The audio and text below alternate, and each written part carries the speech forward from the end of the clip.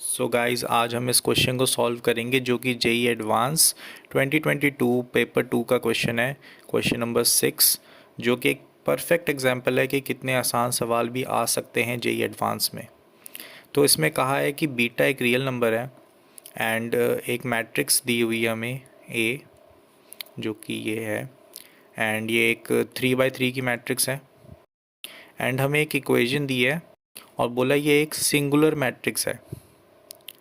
ठीक है, अब आपको पता है कि जो सिंगुलर मैट्रिक्स है इसका मतलब क्या होता है। इसका मतलब होता है कि जो ये पूरी इक्वेशन है, इक्वेशन उसका डेटर्मिनेंट इक्वल टू ज़ीरो है। ठीक है, तो ये जो पूरी इक्वेशन है हमें गिवन, इसका डेटर्मिनेंट ज़ीरो है। तो हम इसको ज़रा मैनिपुलेट करते हैं। ए की power 7 minus beta minus 1, a की पावर 6 माइनस बीटा ए की पावर 5 का डेटर्मिनेंट इक्वल टू ज़ीरो है। तो अब क्या करेंगे कि ए की पावर 5 तो हम कॉमन निकाल लेंगे।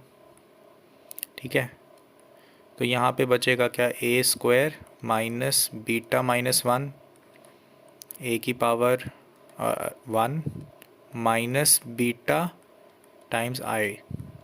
आई आपको पता है ना, आई मैट्रिक्स आ जाती है जब भी हम कॉमन निकालते हैं और कोई कांस्टेंट रह जाता है पीछे तो हम आई लगा देते हैं। आई अगर आपको याद हो, आई मैट्रिक्स हमारी ये होती है 1 0 0 0 1 0 0 0 1। तो इस सब का डिटर्मिनेंट ज़ीरो है। अब यहाँ पे एक प्रॉपर्टी यूज़ हो रही है जो सबने पढ़ी होती है, ठीक है, पर याद रखना भी बहुत ज़रूरी है कि अगर आपके पास A इंटू बी, ये दो मैट्रिसेस का प्रोडक्ट का डिटर्मिनेंट इक्वल टू समथिंग कुछ भी है, तो ये आप इसको ऐसे भी रिप्रेजेंट कर सकते हो एज सेपरेट।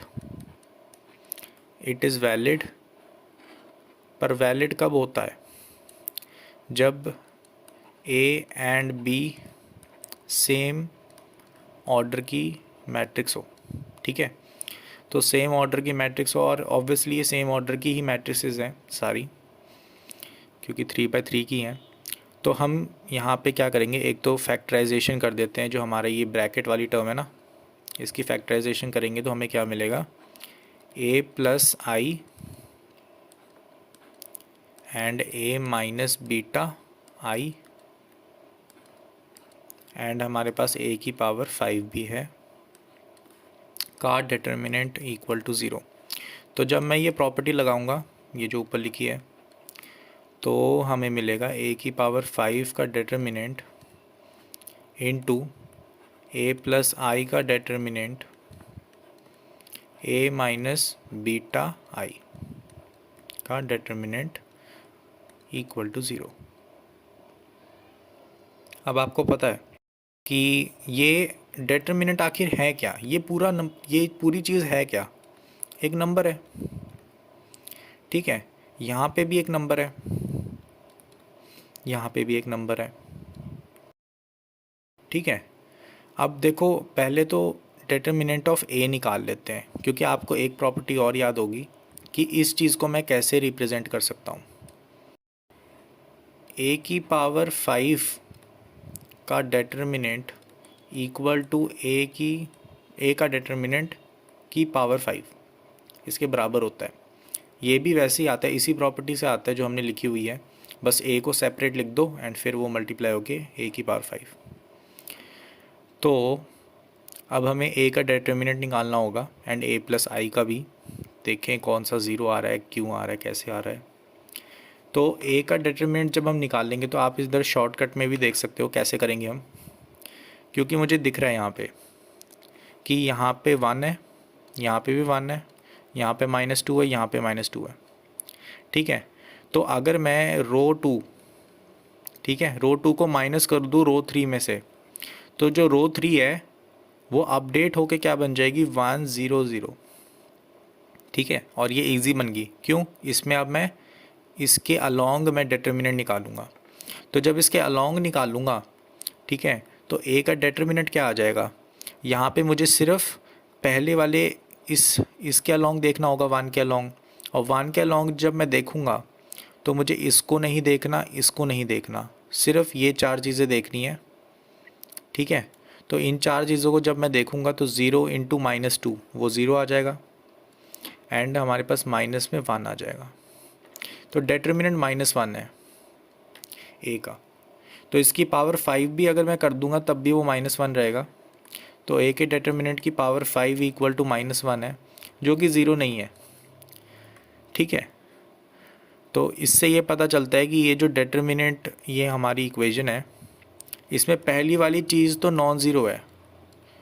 ठीक है, अब तो या तो ये a प्लस आई ज़ीरो होना चाहिए या a माइनस बीटा आई। तो a प्लस आई को भी हम कैलकुलेट कर लेते हैं। पहले मैं इसको थोड़ा सा इरेज करता हूँ, फिर से सोचते हैं कैसे करना है। अब देखो a प्लस आई देखना है। ठीक है, तो a प्लस आई जब आप करोगे तो यहाँ पे बीटा प्लस 1 हो जाएगा, यहाँ पे 2 हो जाएगा, और यहाँ पे माइनस का 1 हो जाएगा। ठीक है, तो अब हमें सोचना है कि हम अब कैसे कर सकते हैं।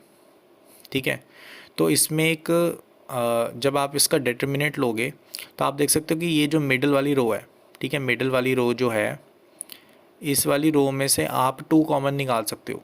ठीक है, तो जब आप 2 कॉमन निकाल लोगे, ठीक है, तो डिटर्मिनेंट में बचेगा क्या, बचेगा आपके पास नीचे तो 3 1 -1, यहाँ पे बचेगा 1 1 -1, एंड यहाँ पे क्या बचेगा, बीटा प्लस 1 0 और 1।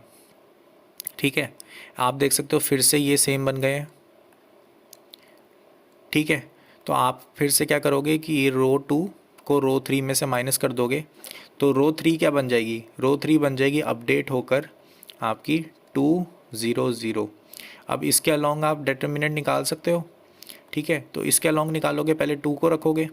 ठीक है, एंड 2 को रखने के बाद आप पहली वाली रो को छोड़ दोगे, इसको छोड़ दोगे, तो यहाँ पे देखोगे क्या बन रहा है, तो 0 इंटू -1। ठीक है, तो 0 इंटू -1 हमारा 0 आ जाएगा, एंड फिर माइनस में हमारा 1 आ जाएगा। उसके साथ मल्टीप्लाई में ये 2 है जो यहाँ से आया माइनर से, एंड यहाँ पे बाहर भी हमारा एक 2 था, तो वो भी 2 मल्टीप्लाई में है, आंसर -4। ठीक है, तो हमारे पास a प्लस आई की डिटर्मिनेंट की वैल्यू भी नॉन ज़ीरो आई है। इसका मतलब ये है कि इस चीज़ को 0 होना ही पड़ेगा।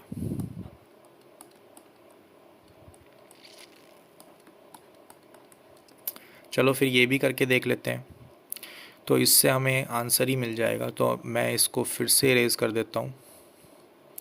तो अब देखते हैं हमें क्या करना है, माइनस बीटा आई। तो जब माइनस बीटा आई होगा तो ये 0 हो जाएगा, ये 1 माइनस बीटा हो जाएगा, एंड यहाँ 2 माइनस बीटा, -2 माइनस बीटा। ठीक है, तो अब आप देख सकते हैं कि एक चीज़ बड़ी ख़ास होगी कि पहली रो बहुत ही ईजी बन चुकी है, 0 0 0 1, तो उसके अलाउंग ही हम निकाल लेंगे डिटर्मिनेंट। तो 0 0 से तो 0 ही हो जाएगा, एंड 1 से हमें निकालना है। तो 1 का निकालते हुए मेरे को ये रो छोड़ देनी, ये रो छोड़ देनी है, और सिर्फ इन 4 पे फोकस करना है। ठीक है, तो यहाँ पे क्या निकल जाएगा कि जो a माइनस बीटा आई का डिटर्मिनेंट है वो आ जाएगा 1 मल्टीप्लाई में क्या आएगा, 2 into 1 minus 1 minus beta times 3। ठीक है, तो यहाँ पे आप देख सकते हैं कि मुझे क्या मिल गया, यही बराबर किसके है, 1 प्लस 3 बीटा। तो यहाँ पे -3 आएगा तो -1 आ जाएगा यहाँ पे। ठीक है, तो ये हमें मिल गया कि जो ये है -1 प्लस 3 बीटा इक्वल टू 0। तो इससे मुझे मिल गया कि बीटा की वैल्यू हमें मिल गई है 1/3। तो इससे मैं 9 टाइम्स बीटा की वैल्यू निकाल सकता हूँ, जो कि हमारे पास 3 आ जाएगी, जो कि हमारा आंसर है। तो ये क्वेश्चन सिर्फ एक प्रॉपर्टी पे बेस्ड था कि ये जो प्रॉपर्टी है इसका यूज़ होना है अच्छे से, एंड बाकी सब कुछ बिल्कुल ही बेसिक चलना है जो आपको डिटर्मिनेंट के बारे में पता है। सो इस क्वेश्चन का आंसर 3